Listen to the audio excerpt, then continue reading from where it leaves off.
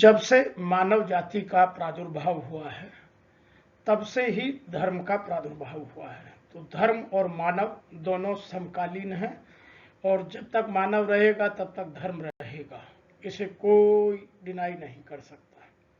लेकिन वर्तमान में धर्म को लेकर आज पूजा पद्धति पर जोर क्यों है? आज का विषय हमारा यह है कि वर्तमान में धर्म की जो मूल भावना है उसको छोड़कर जो धर्म की पूजा पद्धति है, जो वर्शिप सिस्टम है कि कैसे की जाए, उस पर जोर है। किस तरह से सुगमता से की जाए उस पर जोर नहीं है। इसीलिए इसके कारणों की जानने की हमने कोशिश की है और आपके सामने रख रहे हैं। ये मेरे निजी विचार हैं जो मेरे अध्ययन के बाद मैं आपके साथ साझा कर रहा हूँ। आपके साथ बात की ईसाई धर्म, इस्लाम धर्म, बौद्ध धर्म, हिंदू धर्म, यहूदी धर्म, उन सब में अपनी अपनी पूजा की पद्धति है और सब अपनी अपनी पूजा की पद्धतियों पर जोर देते हैं, क्योंकि पूजा की पद्धतियों से जुड़ने में लोगों में भीड़ इकट्ठी होती है, जबकि धर्म का जो प्रादुर्भाव है, धर्म का जो लंबे समय तक चलने का है, वह व्यक्ति का संकल्प है और विधि या पद्धति से विश्वास पैदा होता है, विश्वास से श्रद्धा पैदा होती है, श्रद्धा से निष्ठा जन्म लेती है और निष्ठा से संकल्प। लेकिन यदि आप सीधे तरीके से समझें, जैसे बौद्ध धर्म में है, वहां इन सब चीजों पर जोर नहीं है, सीधा संकल्प पर जोर है। तो कुछ लोग तरह तरीके से अपने अपने पूजा पद्धतियों को आगे बढ़ाते हैं, लेकिन पूजा पद्धति के तरीकों से यही प्रक्रिया से गुजरना पड़ता है। विश्वास, विश्वास से श्रद्धा, श्रद्धा से निष्ठा और निष्ठा से संकल्प और तब भगवान के प्रति भक्ति। और उसके लिए हमें ईश्वर को जानना पड़ता है। ईश्वर कोई मानव की तरह दिखने वाली वस्तु नहीं है। ईश्वर एक अनुभव है। जो लोग ईश्वर को मनुष्य की तरह बात करते हैं वो ईश्वर को नहीं, चमत्कारों को समझते हैं। इसीलिए वो चमत्कार पर बात करते हैं। हमेशा जब भी कोई धर्म में कहीं भी चमत्कार की बात होगी, चाहे हम किसी भी धर्म में लें, और चमत्कारों से भीड़ इकट्ठी होती है। चमत्कारों से लोगों को लगता है कि कुछ धर्म में विशेष है।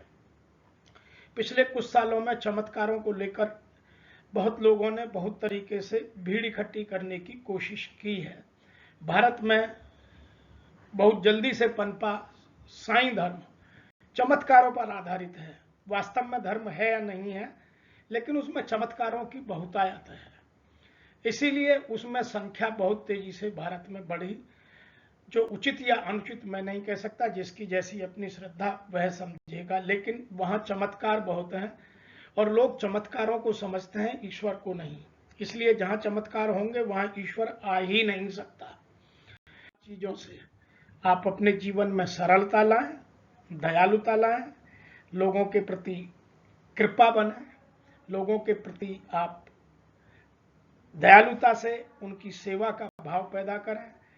किसी से कोई लगाव नहीं हो, ममता ना हो, किसी तरह का कोई मेरे की किसी के प्रति निकटता ना हो, मेरी किसी के प्रति लालसा ना हो, और निष्काम में कर्म करूं। तो आज जो भीड़ इकट्ठी करने का कारण है वह व्यापार करने का कारण है। और आज आप किसी भी धर्म के किसी भी धर्म गुरु को ले लीजिए, मैं पांचों धर्म जो संसार में हैं, मैं उन पांचों की बात कर रहा हूं, चाहे वो क्रिश्चियन हो, चाहे वो मोहम्मडन हो, चाहे वो हिंदू हो, बौद्ध हो या यहूदी हो, सब में अपना अपना व्यापार चमकाने के लिए, अपने अपने अस्तित्व को बड़ा दिखाने के लिए होड़ मची हुई है। जो धर्म दूसरे को छोटा समझता है, छोटा कहता है, वह धर्म हो ही नहीं सकता। आज जो नए बने हुए धर्म हैं, जिनको अभी 2000-5000 साल हुए हैं, उन धर्मों की गहराई उतनी नहीं है जितने पुराने की है। तो हमें इन चीजों को जानना होगा और इस भीड़ से, इस व्यापार तंत्र से बचना होगा। आज इतना ही। हम शीघ्र मिलेंगे आपको धर्म की और गहराई की बात लेकर। तब तक आप मेरे वीडियो को खुद समझिए, औरों को भेजिए, ताकि लोग धर्म की परिभाषा को भीड़ से न जोड़ें, ठीक से धर्म को समझने की कोशिश करें।